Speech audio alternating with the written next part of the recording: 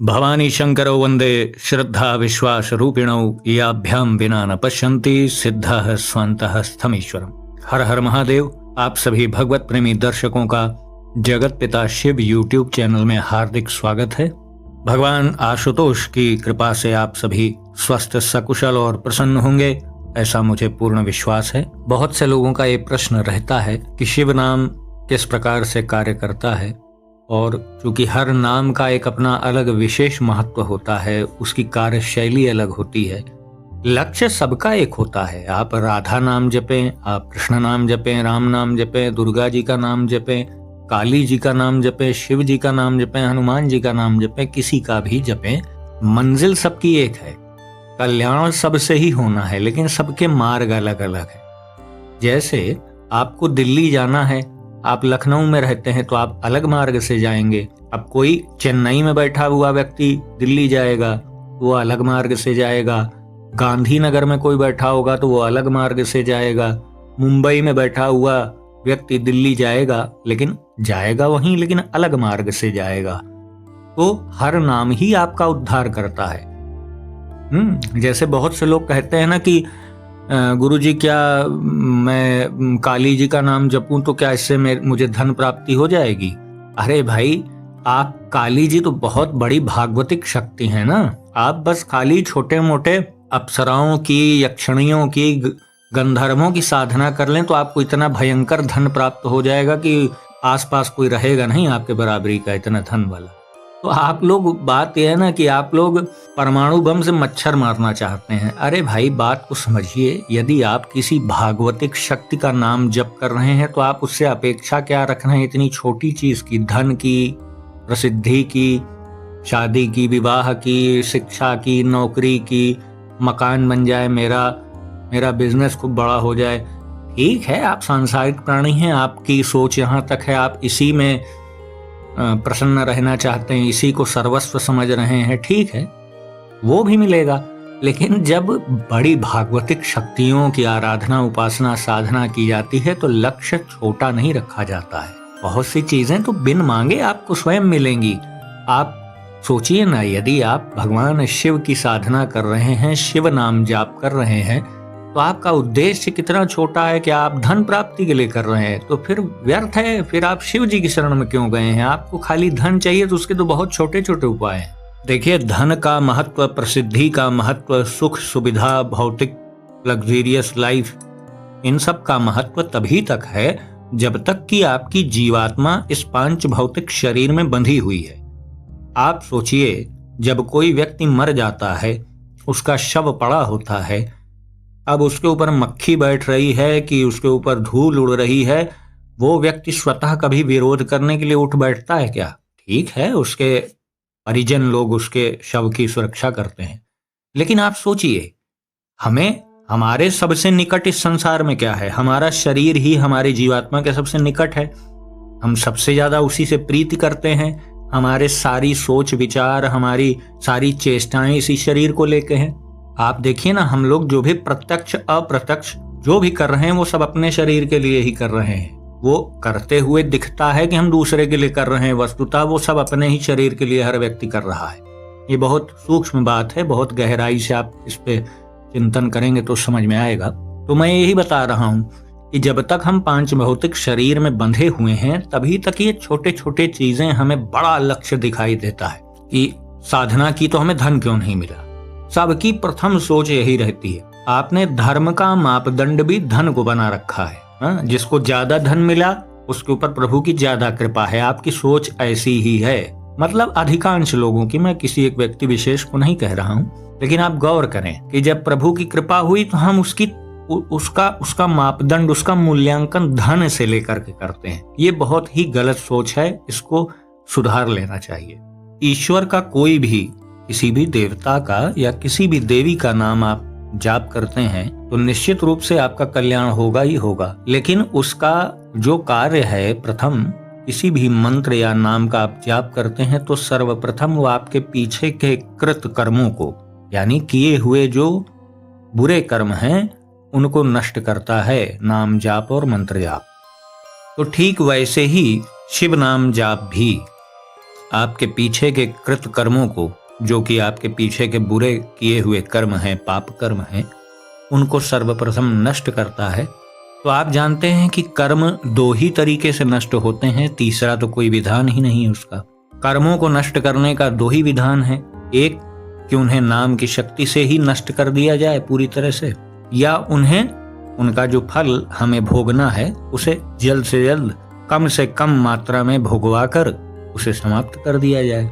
साधारण पाप कर्म तो नाम की शक्ति से ही पूर्णतः विनष्ट हो जाते हैं, किंतु कुछ महत पाप होते हैं जो कि पूर्व के न जाने कितने जन्मों से हमारे संचित पड़े हुए हैं, उनको नाम पूरी तरह से नष्ट नहीं करता है। नष्ट तो करेगा ही, लेकिन उसे पूर्णतः नाम के प्रभाव से नष्ट नहीं किया जाता है। वो आपके सामने नाम उस कर्म के फल को ले आता है। जैसे आपके साथ कोई बड़ी दुर्घटना घटनी थी और आप नाम जाप आपने प्रारंभ कर दिया है, तो वो दुर्घटना आपकी जब भी घटनी थी, क्योंकि आप नाम जाप आपने प्रारंभ कर दिया है, तो अब पीछे के कर्म तुरंत बहुत शीघ्रता से नष्ट हो रहे हैं। तो जो बहुत वर्षों बाद आपके सामने वो कर्म फल प्रकट होना था, वो बहुत शीघ्रता से हो जाएगा। इसीलिए लोग कहते हैं कि नाम जाप आप प्रारंभ करो तो तकलीफें आना शुरू हो जाती हैं। ये सब यही सब रहस्य हैं, इसको समझने का प्रयास करिए। जब आप नाम जाप प्रारंभ कर देते हैं तो जो बहुत वर्षों बाद आपको कर्म का फल मिलना था, वो थोड़ा अपेक्षाकृत शीघ्रता से आपके सामने आ जाता है।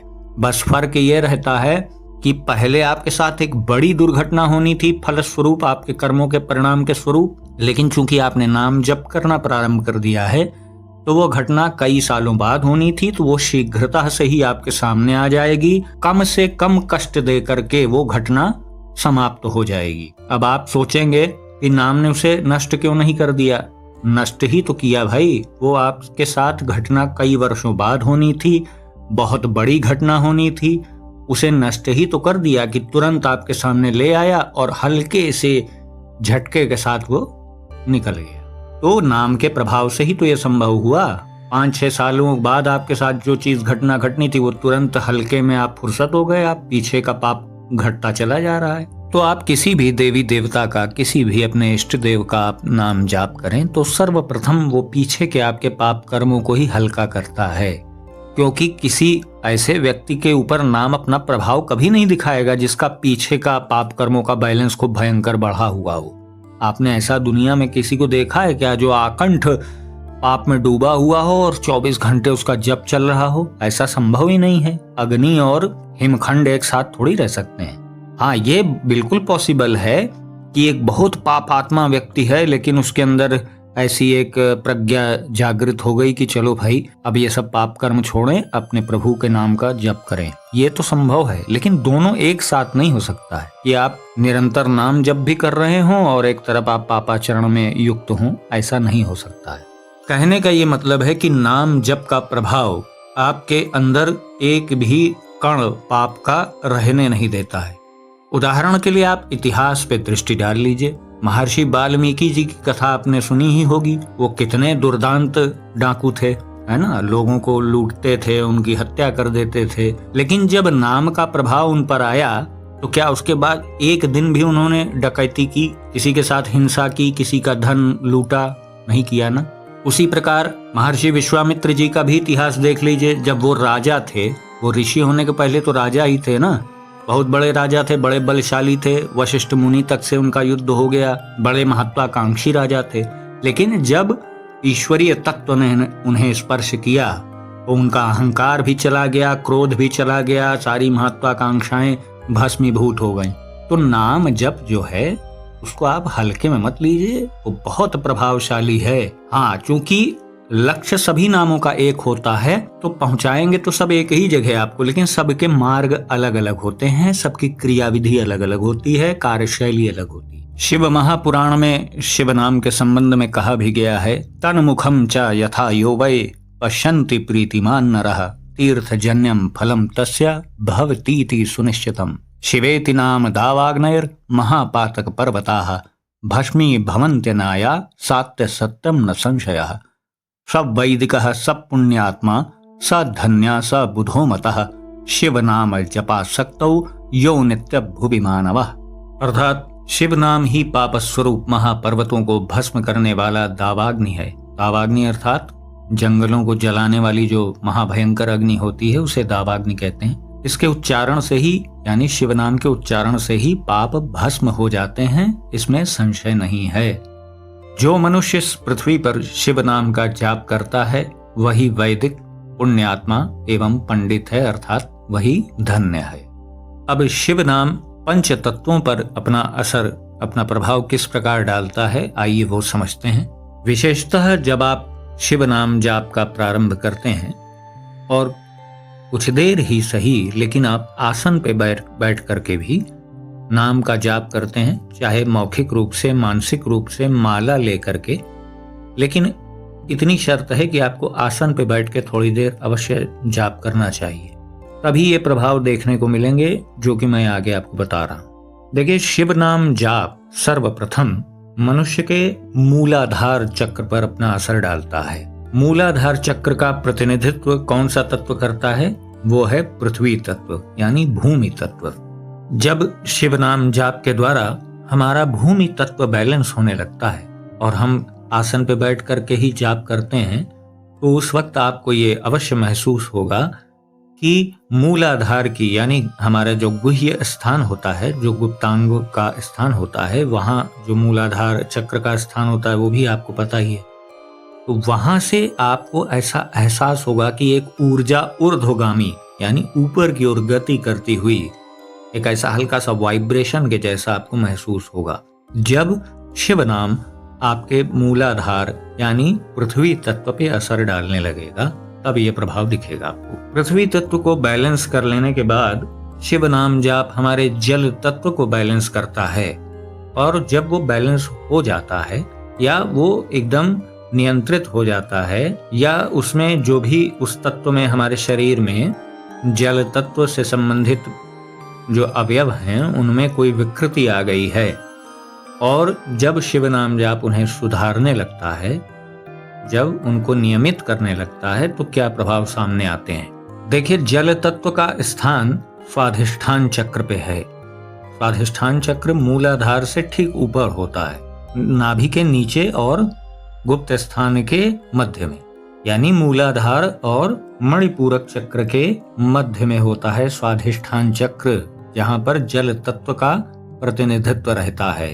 अब जब जल तत्व सधने लगता है, उसमें जो विकृतियां हैं वो बैलेंस होने लगती हैं, तो हमारी बुद्धि की क्षमता बढ़ने लग जाती है। ये आप ध्यान रखिएगा, जब भी आप शिव नाम जाप कर रहे हों आसन पे बैठ के, तो आप इन प्रभावों को महसूस कर सकते हैं। हमारी कल्पनाशीलता, हमारी क्रिएटिविटी, ये सब चीजें ही हमारे अंदर कवित्व का स्वभाव आ जाता है। मतलब कुल मिलाकर कहने का मतलब है कि आपके अंदर एक क्रिएटिविटी का भाव, एक रचना करने का भाव उत्पन्न होता है जब आपका जल तत्व सध जाता है। साथ ही विनम्रता, क्षमाशीलता, दया, करुणा, इनका भाव भी बलवान होने लगता है। जब शिव नाम हमारे अग्नि तत्व के ऊपर अपना प्रभाव डालता है तो कैसे लक्षण प्रकट होते हैं। देखिए, अग्नि का स्थान जो है वो हमारे मणिपूरक चक्र में बताया गया है। मणिपूरक चक्र वही नाभि का स्थान जो होता है। जिस प्रकार से पृथ्वी तत्व गंध का कारक है, जल तत्व स्वाद का कारक है, उसी प्रकार से अग्नि जो है वो दृश्य का कारक है। यानी जो दृष्टि है हमारी, जो विजन है, जो हमारी आई साइट है, या हमारे मन की जो आंखें हैं, जो चीज हम अंतर मन से देखते हैं, या चर्म चक्षुओं से, ये भौतिक आंखों से हम जो चीज देखते हैं, वो सब उसका प्रतिनिधित्व अग्नि तत्व करता है।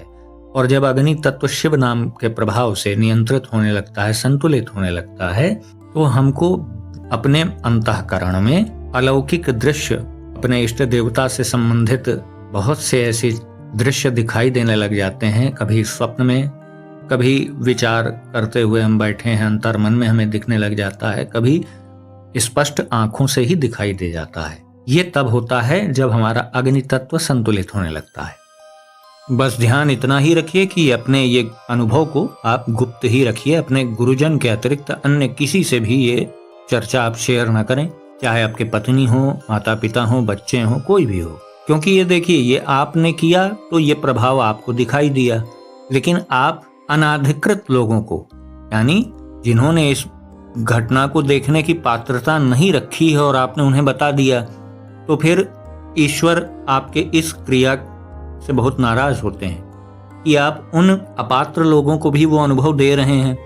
तो यानी आप करके पा रहे हैं और कुछ लोग बिना करे ही उस अनुभव को प्राप्त कर ले रहे हैं। इससे नियम में विकृति पैदा होती है। इसीलिए ईश्वर तुरंत तत्क्षण आपसे वो अधिकार छीन लेते हैं उस अनुभव का, है ना। तो ये अनुभव आपको हो रहे हैं तो ये आपके काम की चीज है, या तो वो ईश्वर से संबंधित चीज है, या तो आपके गुरुजन से उस बात का आप चर्चा करिए। अन्य किसी को आप बता के क्या करेंगे? कोई आपको जान के कहे भी दिया, पहले तो कोई तारीफ करेगा नहीं, आपको पागल समझेगा। एकदम सही बता रहा हूं मैं आपको। और अगर बता भी दिया आपने तो कौन सा वो आपके चरणों में लौटने लग जाएगा? किस उद्देश्य से आप ये बताना चाह रहे हैं? आप बता रहे हैं इसी भाव से ना कि मेरी तारीफ हो, मेरी प्रशंसा करे, मुझे बहुत बड़ा भक्त मान ले।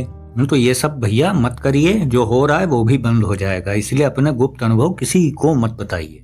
जब शिव नाम जाप का प्रभाव आपके शरीरस्थ वायु तत्व पे पड़ता है, आपके शरीर में स्थित जो वायु तत्व है उस पे जब नाम का प्रभाव पड़ता है तो क्या लक्षण प्रकट होते हैं? हमारे शरीर में जो अनाहत चक्र है वही वायु तत्व का प्रतिनिधित्व करता है। अनाहत चक्र का स्थान हृदय के पास होता है। जब वायु तत्व नियंत्रित होने लगता है, संतुलित होने लगता है, तो हमारे चित्त में एक अभूतपूर्व शांति छा जाती है। आपने देखा होगा ना, बहुत से लोग बहुत अशांत रहते हैं हर समय, कभी यहाँ भाग रहे हैं, कहीं वहां भाग रहे हैं। बाहर से हो सकता है वो शांति से आपको बैठे दिख भी रहे हो, लेकिन उनका मन बड़ा अशांत होता है, क्योंकि वो नाम के प्रभाव से बिल्कुल अछूते हैं। उन्होंने कभी श्रद्धा ही नहीं रखी, न नाम में न ईश्वर के स्वरूप में, इसीलिए वो ऐसी परिस्थितियों में रहते हैं। लेकिन अब आप जान लीजिए कि शिव नाम जाप के प्रभाव से जिसने अपने वायु तत्व को संतुलित कर लिया, उसके चित्त में एक अद्भुत शांति छा जाती है। इसके साथ ही ऐसे व्यक्ति को जिसका वायु तत्व संतुलित हो रहा है, उसे निद्रा के समय, स्वप्न में, जागृत अवस्था में, ब्रह्म मुहूर्त के समय या आसन पे बैठ के जब वो जाप कर रहा है, तब कुछ अलौकिक स्पर्श होने का अनुभव होता है उसे। जैसे किसी उसके इष्ट देव ने ही या उसके इष्ट देव से संबंधित किसी गण ने ही उसे स्पर्श किया हो। वो एक अलौकिक स्पर्श होता है, उसको शब्दों में जो है वर्णन नहीं किया जा सकता है। वो जिसके साथ ये हो रहा होगा वो समझ रहा होगा। तो ये स्थिति तभी बनती है जब वायु तत्व हमारा संतुलित होने लगता है शिव नाम जाप के प्रभाव से। अब अगला पांचवा और सबसे महत्वपूर्ण तत्व है आकाश तत्व। शरीर में हमारे जो विशुद्धि चक्र होता है वही आकाश तत्व का प्रतिनिधित्व करता है। यानी विशुद्धि चक्र जो है वही आकाश तत्व का रिप्रेजेंटेटर है। गले में, कंठ में ही विशुद्धि चक्र का स्थान बताया गया है। जब शिव नाम जाप के प्रभाव से हमारे शरीर में स्थित आकाश तत्व बैलेंस यानी नियंत्रित और संतुलित होने लगता है, तो हमें कैसे प्रभाव देखने को मिलते हैं? हमें विविध प्रकार की अलौकिक शब्द सुनाई देने लग जाते हैं, क्योंकि आकाश शब्द का कारक है। तो निद्रावस्था में, स्वप्नावस्था में, ब्रह्म मुहूर्त के समय या आसन पे जब हम जाप कर रहे हैं उस समय हमें ऐसे अलौकिक मंत्र, शब्द, श्लोक या ऐसे ऐसे संस्कृत के वाक्यांश ये सुनाई देने लग जाते हैं जिसे हमने पहले कभी सुना नहीं होता है। इसके अतिरिक्त कुछ दिव्य ध्वनियां भी सुनाई देने लग जाती हैं, जैसे घंटे की ध्वनि, डमरू की ध्वनि, या बहुत ढेर सारे ब्राह्मण जन कहीं वेद पाठ कर रहे हैं ऐसा स्वर सुनाई देने लग जाता है। कुल मिलाकर कहने का मतलब है वो जो भी ध्वनि आपको सुनाई देगी वो पूर्णतः बहुत आध्यात्मिक प्रकृति की होगी, बहुत दिव्य होगी, बहुत अलौकिक होगी। तो जब हम शिव नाम जाप करने लगते हैं तो इसी प्रकार से जैसे मैंने आपको बताया, शिव नाम जाप क्रमशः पृथ्वी पर, जल तत्व पर, अग्नि तत्व पर, वायु तत्व पर और आकाश तत्व पर अपना कार्य करता है। इन 5 तत्वों का हमारे लिए, मनुष्य जीवन के लिए बड़ा महत्व है। हालांकि सभी चराचर जगत जो आप देख रहे हैं, सभी प्राणी पंच तत्व से ही निर्मित हुए हैं।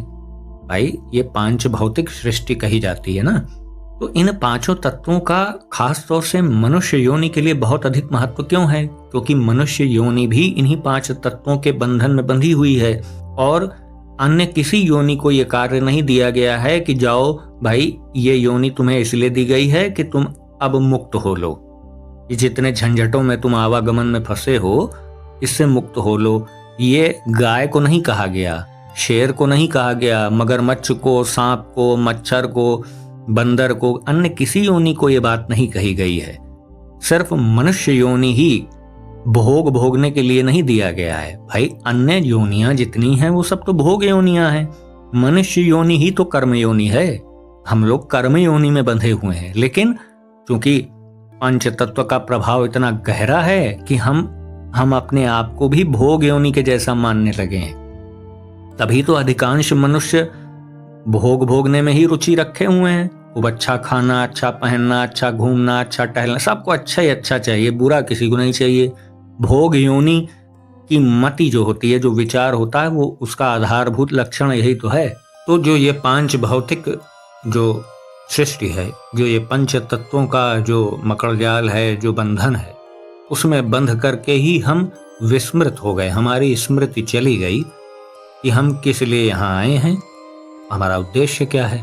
तो भैया नाम जाप करो चाहे मंत्र जाप करो, सर्वप्रथम अपने इन्हीं पांच तत्व के जो बंधन बंधे हुए हैं, इनके गांठ को, इनके बंधन को ढीला करना पड़ेगा।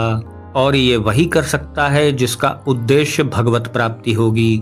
यदि कोई व्यक्ति नाम जाप या मंत्र जाप नौकरी पाने के लिए, शादी करने के लिए, धन प्राप्ति के लिए, मकान बनाने के, मनोकामना की पूर्ति आदि के लिए कर रहा है, तो उसके साथ ये सब नहीं होना है। क्योंकि उसका सारा जो एम है, उसकी सारी एकाग्रता इस बात पे है ना कि प्रभु मैं आपके लिए ये कर रहा हूँ, आप मेरे लिए ये कर दीजिए, मैं आपके लिए ये कर रहा हूँ, आप मेरे लिए ये कर दीजिए। एक व्यापार वाला नियम है। हालांकि भगवान को ये चीज बुरी नहीं लगती है, ना करने वाले से तो वो श्रेष्ठ ही है। भाई जो कभी भगवान का नाम नहीं लेता, उससे तो वो व्यक्ति श्रेष्ठ ही है। लेकिन जो ईश्वर की कृपा से ये बात जान चुके हैं कि मनुष्य योनि का परम उद्देश्य धन कमाना नहीं है, जिसे ये बात पता चल गई है, तो वो भगवत प्राप्ति के पथ पे तुरंत बढ़ जाता है। और जैसे ही बढ़ता है तो ईश्वर तो हाथ दिए बैठे हुए हैं कि हाँ हाथ पकड़ाओ, मैं तो खींच लूंगा ही तुम्हें ऊपर। तो आज के वीडियो का उद्देश्य यही था जो मैंने आपको बताया, कि आप ये समझ सकें कि मनुष्य तन में हम जो आए हुए हैं, तो हमें किन तत्वों ने, किन हमारे मुख्य शत्रुओं ने हमें बांध रखा है, हमें किन से लड़ाई करनी है। आखिर हम नाम जाप करते तो हैं, लेकिन हमें ये भी तो पता हो कि वो नाम जाप से हमें, मतलब हमारे हाथ में गन है तो हम किस पे निशाना साधें, ये भी तो पता हो। सभी कहते हैं नाम जप करो, नाम जप करो, नाम जप करो। तो नाम जप करें तो उससे वो कहाँ काम करेगा, किस उसका टेक्निकल क्या सिद्धांत है, उसका काम करने का तरीका क्या है, यही बताने का मेरा उद्देश्य था। आप सभी दर्शकों से एक मेरा अनुरोध है और एक स्पष्टीकरण भी मैं देना चाह रहा हूँ। देखिए, मैंने देखा है कि बहुत से लोग कमेंट बॉक्स में मुझसे मेरा व्हाट्सएप नंबर या मोबाइल नंबर मांग रहे हैं। तो मैं आप सभी को ये स्पष्ट कर देना चाह रहा हूँ कि मेरा ना फिलहाल में कोई व्हाट्सएप नंबर है, ना ही कोई मोबाइल नंबर है जो कि मैंने आपको चैनल में या कहीं दिया हो। तो मेरे नाम से या मेरे चैनल के नाम से यदि आपको कोई व्हाट्सएप का नंबर या मोबाइल का नंबर दे रहा है, तो आप ये जान लें कि वो मेरा नहीं है। निकट भविष्य में जब भी मैं कोई व्हाट्सएप का नंबर या मोबाइल का नंबर आपसे संपर्क करने के लिए रखूंगा, तो वो आप सबको उसकी सूचना दे दी जाएगी। आशा है आपको दी गई जानकारी अवश्य ही पसंद आई होगी। यदि वीडियो आपको अच्छा लगा हो तो इसे अपने बंधु बांधवों के साथ शेयर करें, चैनल को सब्सक्राइब करें और बेल आइकन को भी अवश्य प्रेस कर दीजिएगा। तो भगवान महादेव जी से मैं ऐसी प्रार्थना करता हूँ कि वो आप सभी को सदा स्वस्थ, सकुशल और प्रसन्न रखें। तो मिलते हैं अगले वीडियो में एक नई और अद्भुत जानकारी के साथ। तब तक के लिए आप सभी भगवत प्रेमी भक्तों को हर हर महादेव।